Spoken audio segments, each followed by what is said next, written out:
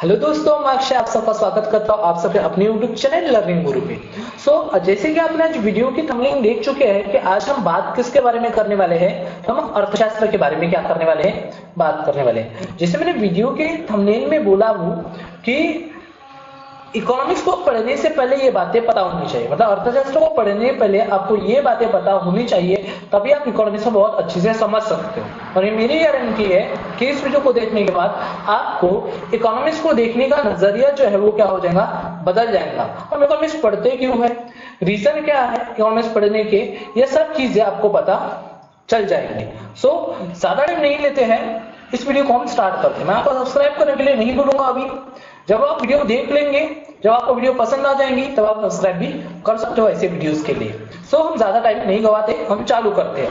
तो इस चैप्टर का नाम है बेसिक ऑफ इकोनॉमिक्स, कि इकोनॉमिक्स का बेसिक क्या है, हमें पढ़ना है। पहली चीज प्रस्तावना में और पास लिखी है, नए आविष्कार एवं नए तथ्यों की खोज निकालना आदि बातों का प्रभाव आज संपूर्ण विश्व पर दिखाई दे रहा है। आप बोलोगे ये क्या बातें हैं, आविष्कार का और खोज का इकोनॉमी से क्या लेना देना है, ये आपको नहीं समझ रहा होगा, लेकिन थोड़ा वेट कीजिए, 2 मिनट बाद आपको समझ में आ जाएगा। तो पहली बात समझ लेते हैं, जो आविष्कार होता है और जो खोज होता है उसका परिणाम किसके ऊपर होता है, आज संपूर्ण विश्व पर होता है। जैसे सिंपल हमारे पास रिसेंटली एग्जाम्पल भी है, कोरोना वायरस आया, उसका प्रभाव सबके ऊपर हुआ। तो एक आविष्कार नहीं था, खोज नहीं था, बट एक बीमारी थी, लेकिन अगर खाली नई टेक्नोलॉजी आती है तो उसका फर्क पूरे देश के ऊपर पड़ता है। ये बात बोली है। विज्ञान की विलक्षण प्रगति के कारण विज्ञान का सही सुनिश्चित अर्थ क्या है। जैसे विज्ञान जो साइंस है इतनी प्रगति कर रहा है, इतना डेवलपमेंट हो रहा है, तो हम ये नहीं बता सकते कि एक्चुअली विज्ञान का सुनिश्चित अर्थ क्या है, ये हम बता नहीं सकते। इसलिए यहाँ क्वेश्चन खड़ा हो गया है, यहाँ क्वेश्चन मार्क आ गया है। होता है इस प्रश्न का पता लगाने का प्रयास हम करने लगते हैं, इसलिए हम पढ़ते हैं कि आज क्यों इतना साइंस इंपॉर्टेंट है। दूसरी चीज, विज्ञान एक व्यवस्थित प्रस्तुतिकरण की ज्ञात शाखा है। जैसे आप बोला है कि जो विज्ञान है, जो साइंस है, वो क्या है, व्यवस्थित प्रस्तुतिकरण की, मतलब दिखाने की एक क्या है, ज्ञात शाखा है, मतलब ज्ञान की एक शाखा है। आप बोलोगे इकोनॉमिक्स से हम साइंस में क्यों जा रहे हैं, 2 मिनट रुकिए, आपको समझ में आ जाएगा। इस वीडियो को खत्म जब हो जाएंगी तब आपके पास इतना नॉलेज होगा कि आप इकोनॉमिक्स को अच्छे से समझ सकते हो। तो विज्ञान की 2 शाखाओं में बांटा गया है, जो इकोनॉमिक्स में है विज्ञान का पार्ट है, थोड़ी देर में आप समझ जाएगा। 2 शाखाएं बनाई हमने, क्या बनाए हमने, 2 शाखाएं। एक बनाए हमने कौन सी शाखा, प्राकृतिक शाखा या प्राकृतिक विज्ञान, दूसरी बनाए हमने सामाजिक विज्ञान। अगर हम यहां जैसे पढ़ते हैं, जिस विज्ञान के सिद्धांतों को वैश्विक मान्यता या स्वीकृति है, इन सिद्धांतों की सत्यता को बंदिश प्रयोगशाला में। पहली चीज, ऐसे विज्ञान के सिद्धांत जो क्या है, वैश्विक मान्यता है, जिसे दुनिया मानती है। और दूसरी चीज, इन सिद्धांतों की सत्यता, मतलब वो सही है या गलत है, ये बंदिश प्रयोगशाला में, मतलब एक लैब में किए जा सकते हैं, नियंत्रित रूप से सत्यापित किए जा सकते हैं। मतलब वो सिद्धांत है, एक लैब में आप बता सकते हो। अगर ऐसा कोई विज्ञान है तो क्या कहलाता है, आपका प्राकृतिक विज्ञान कहलाता है। मतलब विज्ञान वह विज्ञान है, मतलब ये जो सामाजिक विज्ञान वह विज्ञान है जिसकी स्वीकृति पूरी दुनिया मानता है। और दूसरी चीज ये होता है, ये आप कहाँ बता सकते हो, प्रयोगशाला में। कहाँ बता सकते हो, प्रयोगशाला में, कि ऐसे ऐसे ऐसा होता है। प्रयोग लिखा ही है, प्रयोग एवं अनुमान पर आधारित अध्ययन के कारण विज्ञान को प्रयोग सिद्ध, इसे में प्रयोग और क्या किया जाता है, अनुमान लगाया जाता है। इस कारण इस विज्ञान को क्या बोला जाता है, प्रयोग सिद्ध, जिसे इंपेरिकल विज्ञान भी कहते हैं। ये बात यहाँ पे लिखी है। जैसे गणित, भौतिक विज्ञान, रसायन विज्ञान। जैसे रसायन मतलब जैसे आप केमिस्ट्री पढ़ते हो तो वहां भी आपको दिखता होगा कि लैब में सब एक्सपेरिमेंट कराए जाते हैं। कुछ लोगों को बताऊंगा, कुछ लोगों को नहीं बताऊंगा जिनका साइंस बैकग्राउंड नहीं है, पर मैं भी कितने लोग जानते हैं रासायनिक विज्ञान लैब में एक्सपेरिमेंट करवाए जाते हैं। मैथ्स के क्वेश्चन को सॉल्व किया जा सकता है बोर्ड के सहारे, फिजिक्स को समझा जा सकता है अपने आसपास के एटमॉस्फेयर को देखकर, अप्लाई करके, मतलब जो चीजें होती है उन सब से। जो चीजें वैश्विक मान्यता रखते हैं, मतलब दुनिया में मान्यता रखते हैं। दूसरी चीज जो सत्य है, और इनकी सत्यता कैसे बता सकते हैं, हम प्रयोग करके बता सकते हैं, उनको क्या बोला जाता है, प्राकृतिक विज्ञान कहा जाता है। ये साइंस में आता है। लेकिन अब मैं जिस विज्ञान की बात कर रहा हूं, कौन सा विज्ञान, सामाजिक विज्ञान, ये सामाजिक विज्ञान की वजह से हमारा अर्थशास्त्र आया। पहली बात कभी मत भूलना, किसकी वजह से? सामाजिक विज्ञान की वजह से ये हमारा क्या आया? अर्थशास्त्र आया। सो नेक्स्ट पैराग्राफ उसी से पहले पढ़ लेते हैं, बाद में आपको बेटर क्लियरिटी भी आ जाएगी। सो यहां लिखा है सामाजिक विज्ञान को व्यवहारिक विज्ञान अथवा अमूर्त विज्ञान भी कहते हैं। पहली चीज, सामाजिक विज्ञान के और भी नाम है। व्यवहारिक विज्ञान क्यों कहा जाता है व्यवहारिक विज्ञान? पहली सिंपल बात है, ये व्यवहारिक है, सामान्य जीवन में लागू होता है, इसलिए क्या कहलाता है? व्यवहारिक विज्ञान। अमूर्त विज्ञान कहा जाता है, 2 मिनट के बाद मैं बता दूंगा अमूर्त विज्ञान में क्यों कहा जाता है। इस विज्ञान में मानव व्यवहार ने किसी ना किसी पहलू का अध्ययन किया जाता है। किसके? मानव व्यवहार के किसी भी व्यवहार का क्या किया जाता है? अध्ययन किया जाता है। जैसे मनोविज्ञान मानव की मानसिक व्यवहार से संबंधित पहलुओं का अध्ययन। सामाजिक विज्ञान मानव को समाज का एक सदस्य मानकर उसके संदर्भ में उसकी सामाजिक पहलुओं का अध्ययन करता है। मतलब ये सामाजिक जो विज्ञान है ये किसको?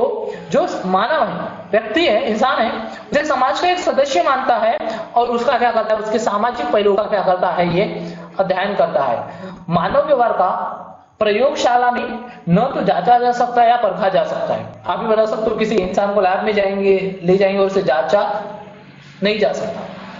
ना ही इसको अनुभव के आधार पर कि एक इंसान बुरा था तो हर इंसान बुरा होगा, ऐसे अनुभव से भी हम ये नहीं बता सकते। तो इंसान मानव व्यवहार को समझना बहुत ही कॉम्प्लिकेटेड चीज होती है। तो यहां से ये जो होता है मानव व्यवहार को हम जो जिस विज्ञान में पढ़ते हैं उसे हम क्या बुलाते हैं? सामाजिक विज्ञान। तो इसका रिलेशन हमारे अर्थशास्त्र से, किससे? हमारे अर्थशास्त्र से। तो पहली बात आपको इतनी याद रखनी है कि विज्ञान जो है उसमें अर्थशास्त्र बहुत महत्वपूर्ण भूमिका निभाता है।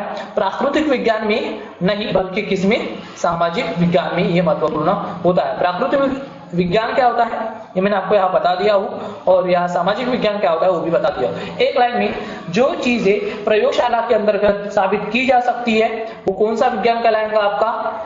आपका कहलाएगा प्राकृतिक विज्ञान। और जो मानव व्यवहार को पढ़ता है वो क्या कहलाएगा? आपका सामाजिक विज्ञान, मतलब समाज के बारे में जो पढ़ता है। तो ये तो हमने ओनली विज्ञान के बारे में पढ़े, अभी भी इनका रिलेशन इकोनॉमिक्स से नहीं हुआ है। तो थोड़ा वेट कीजिए, हम आगे बढ़ते हैं और हम पढ़ते हैं कि आगे क्या क्या बातें हमारे पास लिखी है। तो मैं पेज को थोड़ा स्क्रॉल कर लेता हूं और ये आ गया मैं यहाँ पे, जहां पे हमारे पास लिखा है अर्थशास्त्र का अर्थ, मीनिंग ऑफ इकोनॉमिक्स। क्या लिखा है? पढ़ते हैं।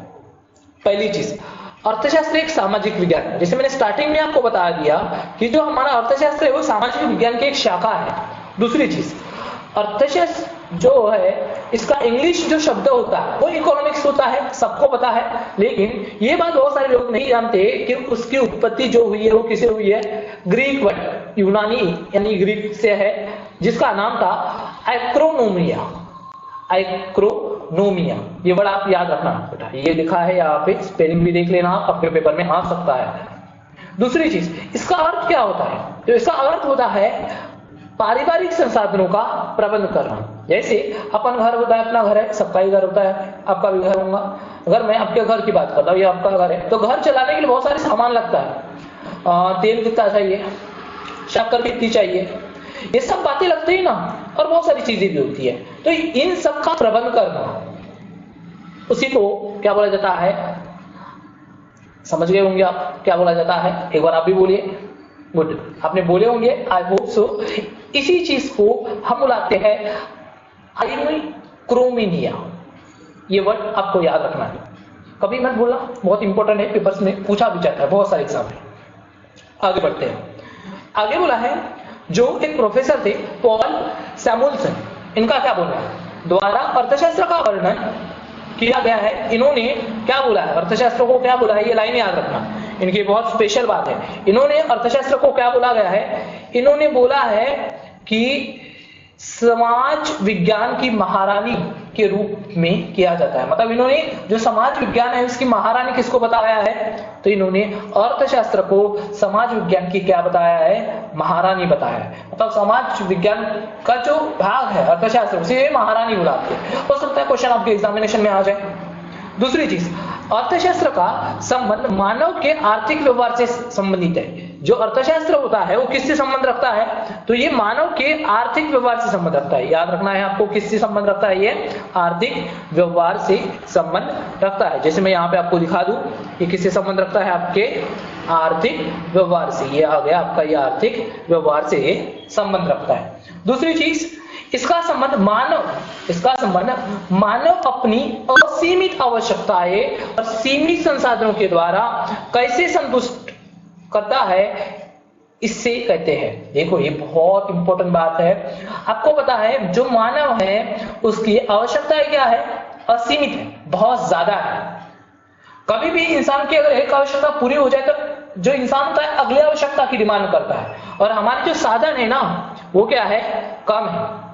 मतलब अगर आज मुझे कार खरीदना है तो कार मेरी आवश्यकता है, लेकिन इसके लिए जो मेरे पास पैसे है ना, ये क्या है? मेरा साधन है। कार मेरी आवश्यकता, मुझे कार से इधर उधर जाना है तो ये मेरी क्या है? आवश्यकता है। और इस कार को खरीदने के लिए जो पैसा चाहिए वो क्या है? मेरा साधन है। तो यही चीज होती है हर व्यक्ति की। कुछ व्यक्तियों को छोड़ दे, अमीर आदमी को, तो असीमित आवश्यकता है और सीमित क्या है? साधन है। फिर भी हर इंसान तो क्या रहना चाहता है? संतुष्ट रहना चाहता है। तो ये संतुष्टि कैसे मिले, इसके बारे में कौन बताता है हमें? अर्थशास्त्र बताता है। ये वो लाइन है जिसके वजह से इकोनॉमिक्स बहुत ही इंपॉर्टेंट बनता है। दूसरी चीज आगे हमारे पास, यहां हमें अर्थशास्त्र के कुछ प्रमुख या प्रसिद्ध परिभाषाओं का अध्ययन करके विस्तृत जानकारी प्राप्त करना है। यहाँ पे हमारे पास कुछ परिभाषा है, उनको हम पढ़ेंगे यहाँ पे। उससे पहले आपको यहाँ एक नोट लिख के दी है, पढ़ लेते हैं। क्या लिखा है? स्मरण कीजिए। किस बात का स्मरण कीजिए? देखते हैं आर्थिक प्रणालियों का प्रकार। कितनी होती है आर्थिक प्रणालियां? जो हमारे आर्थिक प्रणालियां होती है वो 3 प्रकार की होती है। एक होती है पूंजीवाद, एक होता है समाजवाद, एक होता है मिश्र अर्थव्यवस्था। देखो क्या होता है पूंजीवाद? जब निजी स्वामित्व, क्या हो? निजी स्वामित्व, मतलब सभी चीजों की मालिक जो है वो गवर्नमेंट नहीं है बल्कि कोई निजी कंपनी है, तो क्या कहलाता है? पूंजीवाद। जब यह निजी लोग क्या रहते हैं? स्वामी रहते हैं। दूसरी चीज, जब पूरा स्वामित्व किसके पास है? सरकार के पास है। पूरा स्वामित्व किसके पास है? सरकार के पास है। पूरा स्वामित्व मतलब मालकियत, पूरा मालकियत किसकी है? सरकार की। तो वो क्या होता है? समाजवाद। और मिश्र, जैसे नाम ही मिश्र, मतलब पूंजीवाद और जो समाजवाद है ना, उनका दोनों का मिक्सचर है। दोनों का क्या है? मिक्सचर है, मतलब दोनों का एक कॉम्बिनेशन है। जैसे अब मैं आपको बताता हूं एग्जांपल से। जैसे हमारा देश है भारत, पहले बात कर लेते हैं, बाद में आपको मैं एक फैक्ट भी बता दूंगा। ये भारत है, अगर मान के चलो भारत में रेल, न्यूक्लियर एनर्जी और दूसरे सभी चीजों को अगर किसी निजी कंपनी को बेच देते, किसको बेच देते हैं अपन? निजी कंपनी को बेच देंगे, या निजी कंपनी उनके मालिक हो जाएंगे, तो कहलाएगा पूंजीवाद। क्या कहलाएगा? पूंजीवाद। दूसरी चीज, अगर सभी चीज का कंट्रोल गवर्नमेंट के पास हो जाए, सभी चीजों का कंट्रोल किसके पास है? गवर्नमेंट, मतलब सरकार के पास है, तो क्या कहलाता है? आपका समाजवाद। और दूसरी चीज, ये जो यहां लिखी है, क्या लिखी है यहाँ पे? मिश्र अर्थव्यवस्था, मतलब कुछ चीजें निजी लोगों के पास तो कुछ चीजें सरकार के पास, उसी का बोला जाता है मिश्र अर्थव्यवस्था। और मैं आपको ये बात बता दूं, भारत कैसी अर्थव्यवस्था है? तो भारत एक मिश्र अर्थव्यवस्था है, जिससे कुछ चीजों का स्वामित्व इनके पास है, निजी लोगों के पास है, प्राइवेट लोगों के पास है, तो कुछ चीजों का स्वामित्व किसके पास है? सरकार के पास है। जैसे रेलवे किसके पास है? सरकार के पास है। आप तो बोलोगे बेच दिए ना सर। हाँ बेचे बेटा, और कुछ सालों के लिए बेचे। अभी भी इनका अगर ऑनरशिप देखा जाए तो कुछ सालों के लिए वापस किसके पास आ जाएंगे? सरकार के पास। मतलब ऑनली जैसे लीज वगैरह पे देते हैं ना, वैसे रेल को लीज पे दिया गया है। प्राइवेट की बात करेंगे तो उद्योग वगैरह देखते हो आप, अगर कोई उद्योग है उसका मालिक ही होता है, ना कि सरकार होती है। हाँ, सरकार के नियमों को मान के उनको अपना उद्योग करना पड़ता है। सो ये चीज आप समझ गए होंगे, आई होप। सो मैंने आपको बता दिया।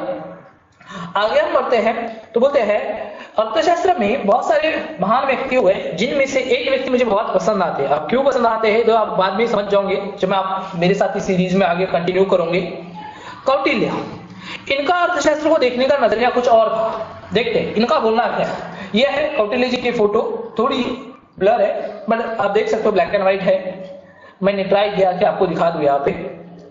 कौटिल्य के अनुसार अर्थ का आशय संपत्ति से, कौटिल्य जी बोलते हैं अर्थ यानी क्या होता है? संपत्ति होता है। और शास्त्र का मतलब होता है विज्ञान। शास्त्र मतलब विज्ञान, अर्थ मतलब संपत्ति और शास्त्र का मतलब विज्ञान होता है। इसलिए अर्थशास्त्र का अभिप्राय संपत्ति के संपादन या प्रबंधन से है। इसलिए बोलते हैं संपत्ति का प्रबंध करना ही क्या कहलाता है? अर्थशास्त्र कहलाता है। सिंपल, आपको कौटिल्य जी को याद रखना है तो कौटिल्य जी क्या बोलते हैं, ये बोलते हैं अर्थ यानी संपत्ति होता है और शास्त्र मतलब विज्ञान होता है और संपत्ति का ही प्रबंध करना ही क्या कहलाता है, आपका अर्थशास्त्र कहलाता है। आगे बढ़ते हैं। कौटिल्य का राजनीतिक अर्थशास्त्र नामक ग्रंथ अर्थव्यवस्था पर लिखा गया एक विस्तृत ग्रंथ है। इस ग्रंथ को अगर आपको टाइम मिले ना तो जरूर पढ़ना, बहुत अच्छी बातें की है। ये एक राजा कैसा होना चाहिए, पैसे का कर वगैरह के प्रणाली के बारे में बहुत सारी बातें हैं, बहुत अच्छी अच्छी बातें हैं। आपको टाइम मिले तो जरूर पढ़ना और याद रखना इनके ग्रंथ का नाम क्या है, राजनीतिक अर्थशास्त्र नामक एक इनका ग्रंथ है। आगे बढ़ते हैं हम। इनकी बहुत सारी, इन ग्रंथ में क्या क्या बात है, आप पूरा ग्रंथ तो नहीं पढ़ सकते, पर टाइम है आपके पास तो पढ़ सकते हो आप डेफिनेटली। अगर टाइम नहीं है तो इनके कुछ कुछ बातों को जरूर याद रखना। जैसे यहां हमने लिखी है, कौटिल्य जो है उनके अर्थशास्त्र में दृष्टिकोण के कुछ मुख्य बिंदुओं को यहां बताया गया है। दूसरी पहली बात बताइए, सरकार अथवा सरकार की निर्णायक भूमिका रहती है। किसी भी देश के विकास में सरकार की और राज्य की बहुत निर्णायक भूमिका रहती है, ये इनके पर्सपेक्टिव है यहाँ। दूसरी चीज, राज्य का कल्याण सुनिश्चित करने के लिए संपत्ति के निर्माण पर लक्ष्य केंद्रित करना चाहिए। ये बोलते हैं कि अगर आपको राज्य का कल्याण करना है, किसी राज्य को सफल बनाना है, जैसे मैं महाराष्ट्र से बिलोंग करता हूं, तो अगर महाराष्ट्र राज्य का कल्याण करना है तो आपको किसके ऊपर ध्यान देना चाहिए, संपत्ति के निर्माण पर। ये कौटिल्य जी ने बोला है और सही भी है। दूसरी चीज, सुशासन के लिए कार्यक्षम प्रशासनिक व्यवस्था का क्या होना चाहिए, आवश्यकता। आप सुशासन चाहते हो, हर चीज डिसिप्लिन में हो, सब चीजें अच्छे से हो, तो आपकी प्रशासनिक व्यवस्था मतलब सरकारी व्यवस्था क्या होनी चाहिए, अच्छी होनी चाहिए। देखिए हम आज बात करते हैं, इन्होंने बहुत पहले बात की है, इन्होंने इसलिए मैंने बोला था कि मेरे बहुत फेवरेट है, इनको मैं बहुत फॉलो करता हूँ, उनकी बहुत सारी बुक्स को मैंने पढ़ा हूँ, आप भी पढ़िए, बहुत अच्छी लगेंगी आपको। दूसरी चीज, अर्थशास्त्र में राजनीतिक कल्पनाओं का संकलन। दूसरी चीज, पैसा और राजनीतिक कल्पनाओं का संकलन होता है। जैसे राजनीतिक जैसी स्थिति होंगी उसका प्रभाव किसके ऊपर पड़ता है, बोलता है ये अर्थशास्त्र पे पड़ते बोलते हैं। तो ये इनकी बातें हैं। दूसरी चीज मैं आपको पहले बता दूं, मैंने पहले बोला कि बहुत ही नॉलेजेबल पर्सन थे कौटिल्य जी। तो ये क्या बोलते, ये पहले इनके बारे में पढ़ लेते, थोड़ा सा जानिए। कौटिल्य मौर्य काल में, जो मौर्य काल था चंद्रगुप्त मौर्य वाले काल में, एक महान तत्ववेता, दार्शनिक, अर्थशास्त्री, राज्य सलाहकार थे। और चाणक्य एवं विष्णुगुप्त नाम से भी इनको चाणक्य भी बुलाते हैं। हाँ, ये बड़े आप याद रखना, विष्णुगुप्त के नाम से भी पुकारा जाता है। बहुत ही टैलेंटेड व्यक्ति थे, मेरे हिसाब से बहुत ज्यादा ग्रेट, बहुत ज्यादा से ज्यादा तारीफ कर दो कमी है। कौटिल्य ने प्राचीन भारतीय राजनीति पर अर्थशास्त्र नामक क्या लिखा है, निबंध भी लिखा। ये चीज आपको याद रखना है। दूसरी चीज यहाँ पे कि अर्थशास्त्र नाम का जो ग्रंथ लिखा है वो किसने लिखा है, तो कौटिल्य जी ने लिखा है। तो ये किन की सोच थी, ये थी कौटिल्य जी की सोच। अभी हम आगे बढ़ते हैं और हम बात करते हैं एक और महान व्यक्ति की जिन्होंने ये बताया है अर्थशास्त्र के बारे में, जिन्हें हम अर्थशास्त्र के जनक भी बुलाते हैं। नाम है एडम स्मिथ। इनकी जो परिभाषा है वो संपत्ति विमुख है, मतलब ये भी अर्थशास्त्र को किसके हिसाब से देखते हैं, संपत्ति के हिसाब से। जैसे हमारे कौटिल्य जी भी थे, उन्होंने भी तो यही तो बोले थे, अर्थ का मतलब संपत्ति होता है। तो इनकी भी सोच किसके है, इनकी जो परिभाषा है, एक्चुअली परिभाषा वो संपत्ति को ज्यादा टारगेट करती है। दूसरी चीज क्या बोलते हैं, पढ़ते हैं आप। एडम स्मिथ एक परंपरावादी, मतलब एक ऐसे अर्थशास्त्री है पर जो परंपरा को क्या करते हैं, फॉलो करते हैं। सनातन धर्म जो बोलते हैं ना, मतलब पुरानी चीजों के ऊपर भरोसा करने वाले लोग सनातनवादी है। ये परंपरावादी, परंपरा को फॉलो करते हैं। उन्होंने, इन्हें क्या कहा जाता है, अर्थशास्त्र के जनक कहा जाता है। मैंने आपको पहले ही बता दिया हूं एक बार। एडम स्मिथ ने अर्थशास्त्र की संपत्ति विमुख मतलब संपत्ति प्रधान, मतलब संपत्ति को ज्यादा इंपॉर्टेंट देते हुए परिभाषा प्रस्तुत की है। दूसरी चीज यहां लिखी है इनकी एक बुक जो बहुत ही फेमस है, इनके द्वारा लिखित अर्थशास्त्रीय साहित्य में वर्ष 1976 में 1776, ये डेट याद रखूंगी आप, इन्होंने एक बुक प्रकाशित की थी। बुक का नाम क्या था, राष्ट्र की संपत्ति। क्या नाम था, राष्ट्र की संपत्ति। टाइटल है इंग्लिश में an inquiry into the nature and cause of the wealth of the nation. Nature और cause of wealth of nation, मतलब राष्ट्र की संपत्ति में क्या रिलेशन है, इन्होंने यहां पे बताया था। बुक पढ़ सकते हो, आपको ऑनलाइन अवेलेबल हो जाती है। और आप गुड बुक मेरे हिसाब से बहुत ज्यादा चीजें इकोनॉमिक्स के बारे में बहुत सारी बातें लिखी है, पूरी तो मैंने नहीं पढ़ा पर बहुत सारी बातें मैंने यहाँ से पढ़ा, आप ये रेफर कर सकते हो। दूसरी चीज आगे बढ़ते हैं, एडम स्मिथ की परिभाषा की महत्वपूर्ण बिंदु या परिभाषा नहीं दी है, इफ यू वांट आप देखना चाहते हो सो कमेंट में भेज देना कि परिभाषा भेजिए सर, मैं आपको वो कमेंट बॉक्स में सेंड कर दूंगा परिभाषा।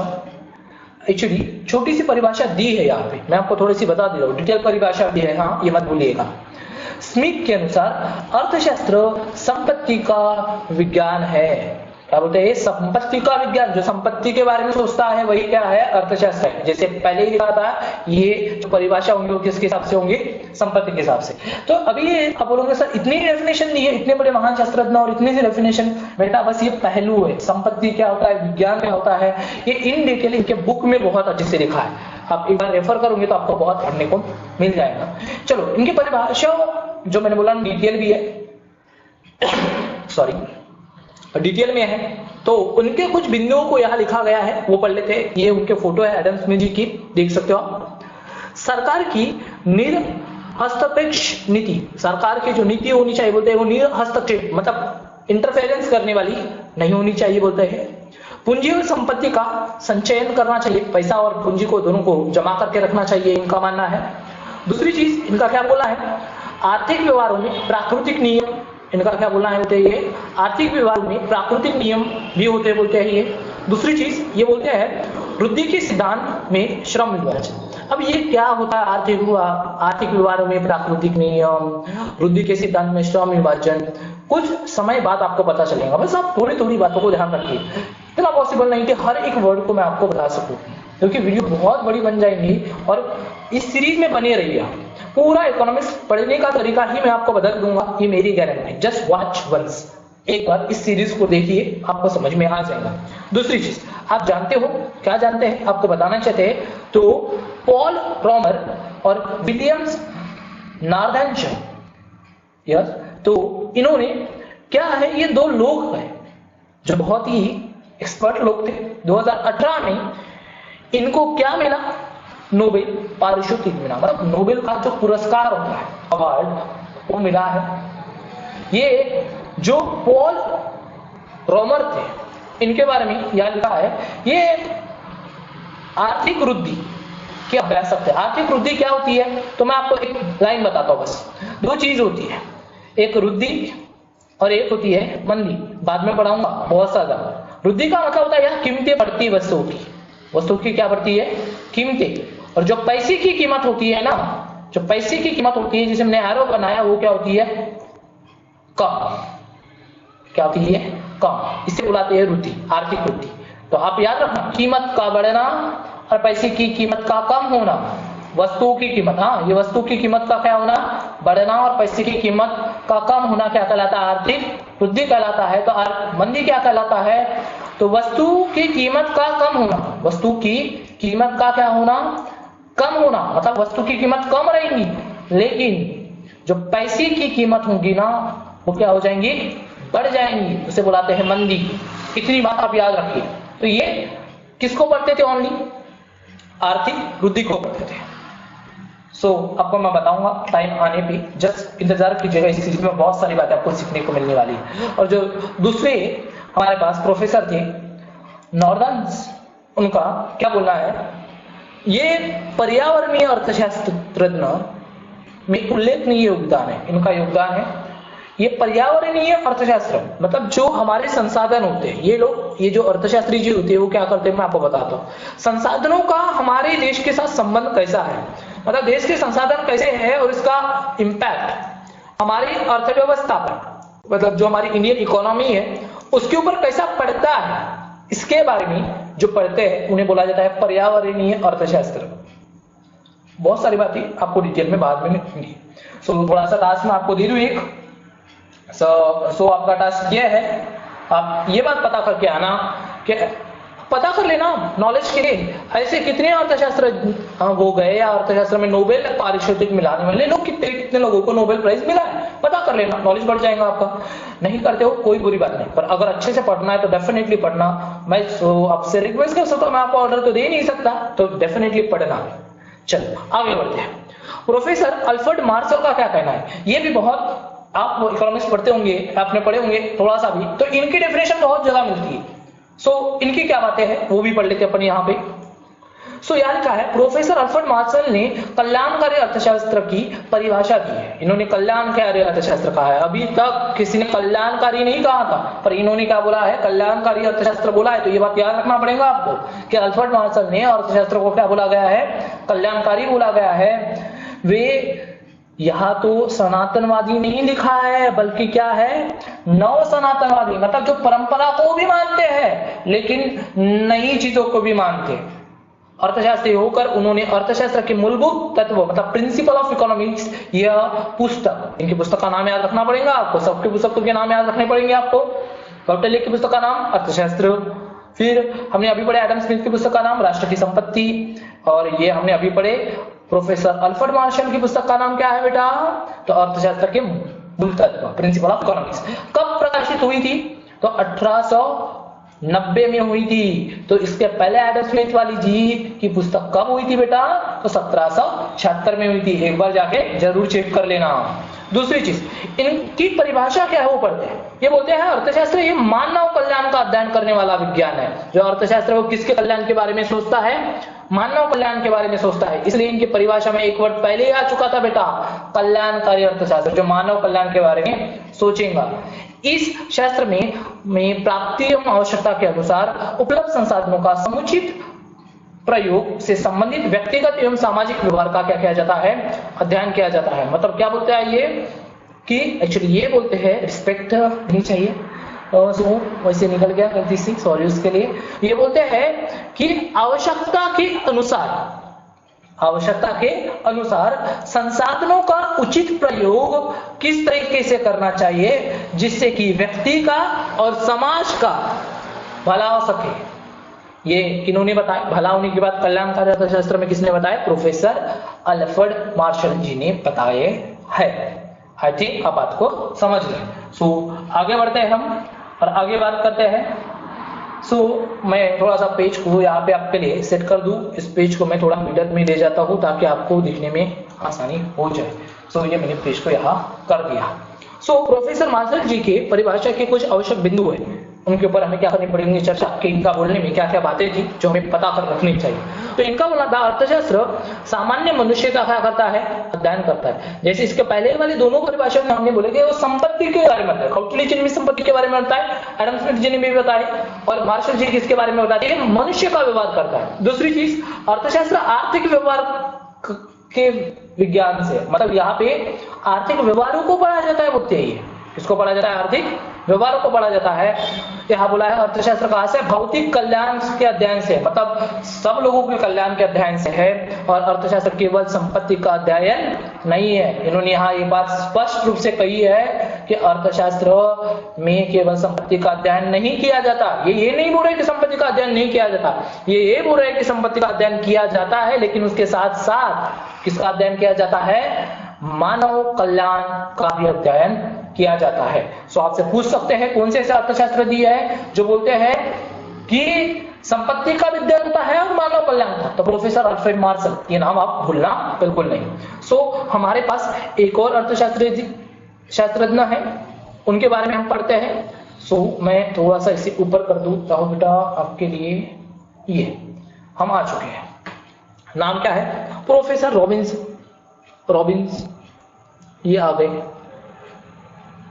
सो इनका क्या बोलना है, पहली चीज इनके बारे में पढ़ लेते हैं। ये एक्चुअली पढ़ लेते हैं, यहाँ पे ऊपर में एक बात कही है, दुर्लभता पे आधारित, दुर्लभता मतलब जो चीज मिलती नहीं है जल्दी से, उसके ऊपर आधारित परिभाषा दी है। मतलब ऐसी चीजों के बारे में बताया जो चीज मिलती नहीं है, मतलब कहीं ना कहीं असीमित आवश्यकताओं के बारे में बताया होगा और संसाधनों के बारे में बताया होगा। अभी तो हमने पढ़े नहीं है, अभी पढ़ेंगे। मुझे लगता है कि ये संसाधनों के बारे में कुछ ना कुछ बोलने वाले हैं। कौन, रॉबिन्सन। देखते हैं अर्थशास्त्र की यह अत्यंत प्रसिद्ध परिभाषा है। अरे वाह, आपको ये बात पता होनी चाहिए कि अत्यंत प्रसिद्ध है। क्यों है, देखते हैं। कब बताई गई, 1932 में बताई गई। आपको याद रखना पड़ेगा बेटा, 3 रेट आ गए। एक 1776 वाली रेट, एक तो आप मुझे बताओगे जो मैंने अभी आपको थोड़ी देर पहले बताया था, एक 30। एक और बताना है आपको, किसकी एज बताना है आपको? प्रोफेसर मार्शल जी की बुक का साल बताना है आपको। इन्होंने 1932 में एक बुक लिखी, अर्थशास्त्र का स्वरूप या महत्व। आपको पढ़ना पड़ेगा, मतलब ये नाम को आपको याद रखना पड़ेगा, किस साल कौन सी बुक लिखी गई है। और इंग्लिश नाम क्या था? An easy on the nature and significant of economic science. तो ये बुक का नाम था, बुक प्रकाशित की है इन्होंने। इसमें उन्होंने अर्थशास्त्र की दुर्लभता पर आधारित परिभाषा दी है। असीमित आवश्यकताएं एवं सीमित किंतु दुर्लभ वैकल्पिक प्रयोग के साधनों का समायोजन करते समय होने वाली मानव व्यवहार का अध्ययन करने वाले विज्ञान को क्या कहा जाता है? अर्थशास्त्र कहते हैं। देखो, पहली चीज, हमारी आवश्यकताएं क्या है? असीमित है। साधन क्या है? सीमित है। और इनका, इन दुर्लभ साधनों का वैकल्पिक उपयोग या प्रयोग कैसे करें, कम साधनों में अपनी जिंदगी को अच्छे से कैसे जिए, अपने चीजों का समायोजन कैसे करें, और इससे मानव व्यवहार का अध्ययन किया। मतलब मानव अपने कम आय में, जिसके आय 1000 रुपए है वो भी अपनी जिंदगी जी रहा है, और जिसकी आय 1 करोड़ रुपए है वो भी अपनी जिंदगी जी रहा है। तो सेम, जिसकी आय सीमित है फिर भी जीवन जी रहा है, जिसकी आय ज्यादा है वो भी जीवन जी रहा है। तो ये लोग जीते कैसे है, इनका अध्ययन करने वाली परिभाषा दी है। इनका अध्ययन करने वाले अर्थशास्त्र कहते हैं। इनका पढ़ना ही क्या कहलाता है? अर्थशास्त्र कहलाता है। ऐसा बोलना है इनका। रॉबिन्सन के परिभाषा के प्रमुख बिंदु तो आपको दिखी गए पहले। असीमित आवश्यकताएं, सीमित साधन है। देखो, भूमि जितनी है ना उतनी ही रहने वाली, वो कम ज्यादा होने वाली नहीं है। तो ये सीमित साधन हो गए।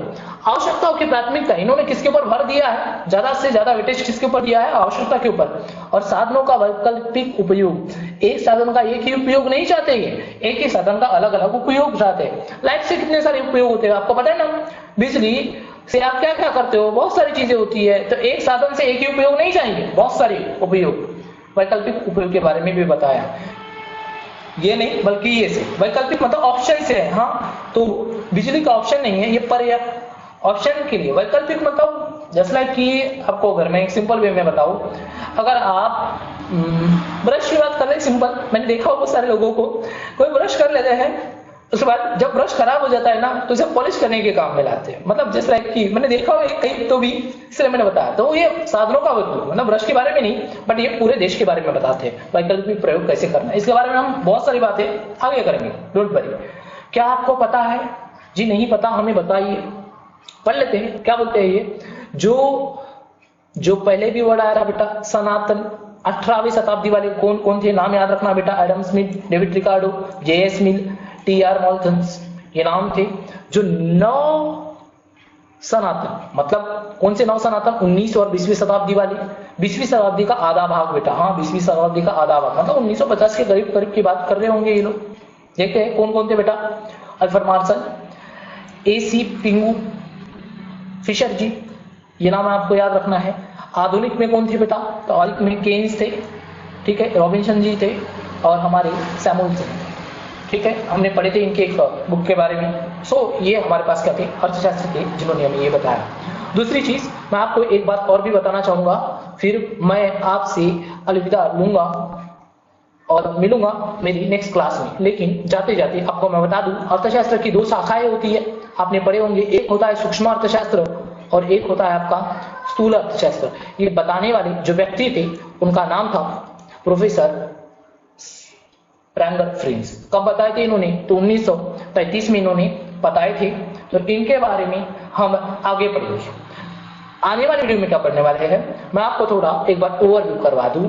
मैं आपको अपना पूरा शेड्यूल बता दूंगा कि हम क्या क्या पढ़ने वाले। इस चैप्टर में, पूरा चैप्टर जो है हमारा, वो हमारा करीबन 4 क्लास में चलेगा। कितने? 4 पार्ट्स में 4। ये पहला पार्ट था। अगले वाले पार्ट में मैं आपको सूक्ष्म अर्थशास्त्र पूरा बताऊंगा। पूरा का मतलब पूरा ही होता है। स्थूल अर्थशास्त्र का मतलब पूरा का मतलब पूरा होता है। जितनी इंपॉर्टेंट बातें होती है उतनी बताऊंगा। थर्ड में हम इनके फर्क को देख लेंगे, इन दोनों के बीच के अंतर को देख लेंगे ये। और एक मैं आपके लिए स्पेशल क्लास लाऊंगा, पार्ट नंबर 4, जहां पे हम बहुत सारी इंपॉर्टेंट बातें भी करेंगे। सो अब मैं आपको बोलूंगा, वीडियो अच्छी लगी है? सबसे अच्छी लगी है? ऐसी वीडियो देखना चाहते हो तो डेफिनेटली चैनल को सब्सक्राइब करना दोस्तों को शेयर करना ताकि ये इंफॉर्मेशन उन तक पहुंच सके। बस इतना ही चाहता हूं, मैं ज्यादा कुछ नहीं चाहता हूं।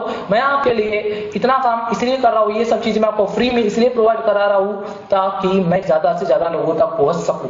तो आई होप कि आप मेरा इतना सा छोटा सा मैसेज एक 30 सेकंड में नहीं लगेंगे आपको इस अपने स्टेटस में शेयर करने के लिए या तो फिर अपने फ्रेंड्स को किसी ग्रुप में शेयर करने के लिए।